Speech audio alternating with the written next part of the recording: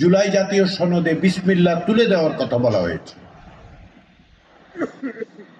৩৯ পৃষ্ঠা আছে, যে কোনো কাউকে ধরিয়ে দিন, আপনাদের সামনে আছে। কেউ যদি বলে তাহলে ওনাকে ধরিয়ে দিয়ে জিজ্ঞাসা করুন যে কোন পৃষ্ঠায় আছে, দেখান। আপনি দেখাইতে পারলে আপনার সাথে আমিও আছি।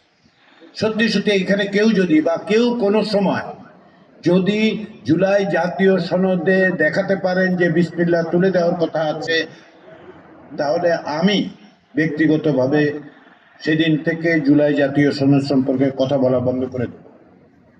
একইভাবে বলা হচ্ছে মুক্তিযুদ্ধ মুছে দেওয়া হচ্ছে। যেই জুলাই জাতীয় সনদ বলছে মুক্তিযুদ্ধের ঘোষণাপত্রের ৩ আদর্শ এখন থেকে ভবিষ্যতে রাষ্ট্রের মূলনীতি হিসেবে উল্লেখিত হবে, সেটা মুক্তিযুদ্ধের বিরোধিতা কি করে হয়? ফলে বাধ্যবাধকতার জায়গাটার দিক থেকে শুধু এইটুকুই, একটা হচ্ছে গণভোটের মধ্য দিয়ে যে সংসদ তৈরি হবে ১৮০ দিনের মধ্যে সেগুলো বাস্তবায়ন করতে রাজনৈতিক দলগুলো অঙ্গীকারাবদ্ধ। তারা আলাপ আলোচনায় স্বাক্ষর করে গেছেন।